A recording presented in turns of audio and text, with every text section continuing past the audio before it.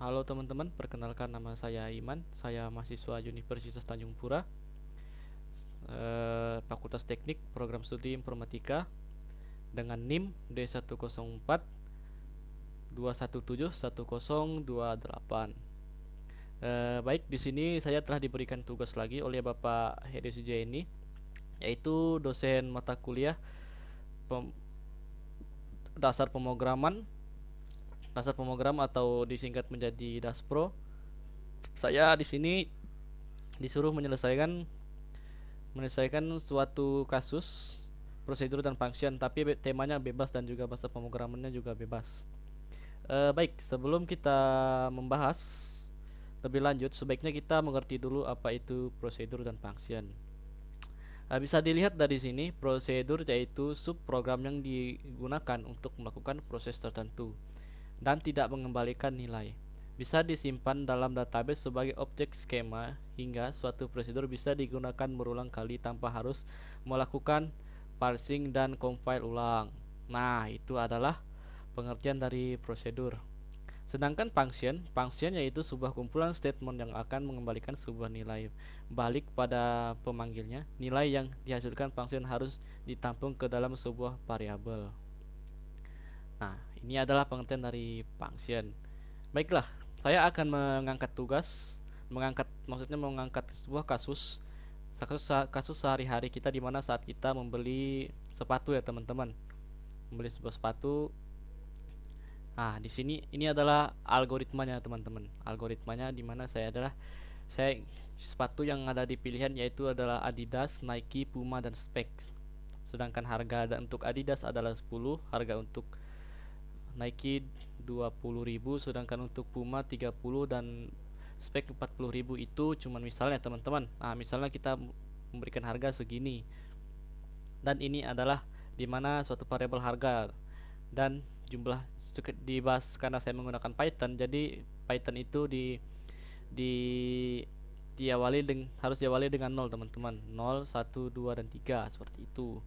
Nah, untuk inputan prosedurnya teman-teman, yaitu saya harus memasukkan, misalnya saya mau di inputannya yang akan ditampilkan misalnya ini teman-teman. Yang inputan prosedurnya misalnya adalah Adidas, misalnya kita memilih Adidas berapa, misalnya satu atau dua gitu, atau Nike satu atau dua dan seterusnya. Nah, seperti itu teman-teman.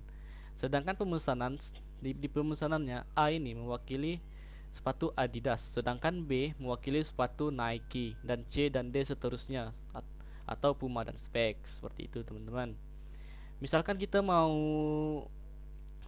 mengeluarkan fungsi dari functionnya, yaitu pemesanannya adalah misalnya jenis sepatu Adidas kita masukin satu, atau nol, atau terserah kita deh teman-teman mau kita masukin berapa. Nah, nanti A, B, C dan D ini adalah yang akan tampil nanti. Misal jenis sepatu B adalah Nike, jenis sepatu C adalah Puma, seperti itu teman-teman. Nanti hasil dari semuanya itu ialah harga. Misalnya kita memilih sepatu Adidas satu, misalnya harganya 10.000, kita masukin satu dan keluarlah hasilnya 10.000, seperti itu teman-teman. Dan jumlah harga ini adalah outputnya teman-teman, yang mengeluarkan fungsi tersebut. Nah, daripada kita lama-lama, lebih baik kita langsung di programnya saja teman-teman, biar bisa dimengerti. Nah, ini adalah programnya teman-teman, yang dimana jenis sepatu Adidas, Nike, Puma dan Spek, sedangkan harganya adalah 10.000, 20.000, 30.000 dan 40.000. Sedangkan jumlahnya ada 1, 2 dan 3, dan Python harus dimulai dari 0. Sedangkan A mewakili inputan Adidas teman-teman, dan B Nike, dan seterusnya, seperti itu deh teman-teman. Untuk pemesanannya A ini terlihat adalah mewakili Adidas, dan B juga mewakili Nike. Nah, ini adalah dari prosedurnya teman-teman, yang mengembalikan suatu nilainya teman-teman. Dan ini juga yang menampilkan adalah sebuah functionnya, di mana jumlah harga untuk pemesanan adalah yang telah mengembalikan nilai suatu prosedur tadi teman-teman. Nah, di sini nilai yang telah kita inputkan di sini di atas akan dikembalikan di sini teman-teman, di sini, dan dikeluarkan oleh ini. Kemudian untuk menampilkannya kita tulis ini. Nah, mudah sekali kan teman-teman? Nah, bagaimana kita buktikan apakah saya sudah benar mengimplementasikan sebuah program algoritma yang telah saya buat tadi? Nah, ternyata terbukti berhasil. Misalnya kita mau membeli sepatu Adidas 1, enter. Untuk sepatu Nike 1, enter. Untuk sepatu Puma jangan deh. Untuk sepatu spek juga jangan kita kosongin. Nah, hasilnya adalah 30. Kenapa 30.000 teman-teman? Karena kita memilih sepatu Adidas. Adidas ialah satu, dan satunya sepatu Adidas itu berharga 10.000.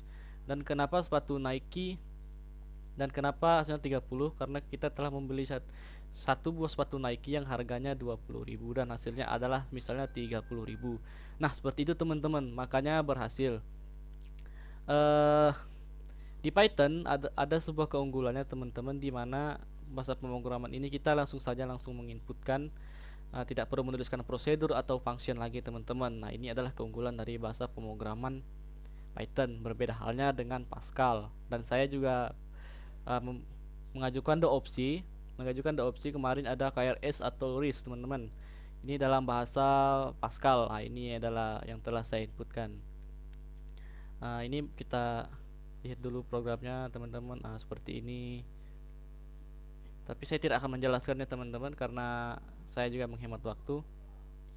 Dan saya akan langsung menjalankan sebuah program ini teman-teman. Kita jalankan.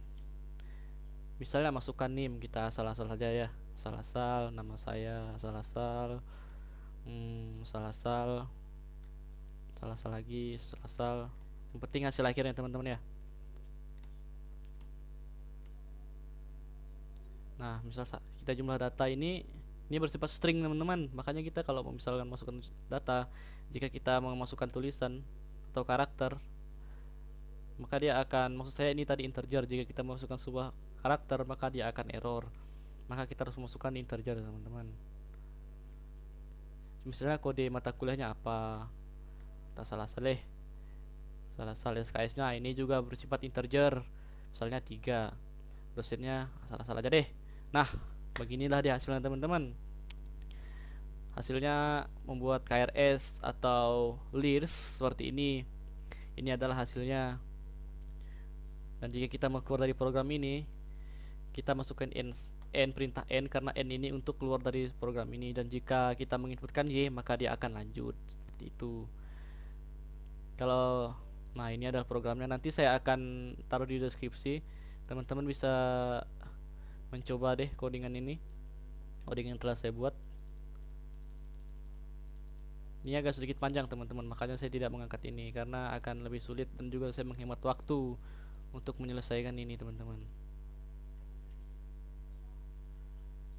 Baiklah, saya kira cuma sampai di sini. Jika ada suara-suara yang berisik, mohon maaf karena saya tinggal di tempat lingkungan yang berisik. Dan juga sekarang sudah sore, tentunya pasti ada suara orang ibadah ya teman-teman. Mohon maaf. Dan semoga apa yang telah saya sampaikan semoga bisa dapat dimengerti, dan doakan saya biar saya bisa lulus mata kuliah ini. Saya ucapkan terima kasih, semoga bermanfaat. Sampai jumpa.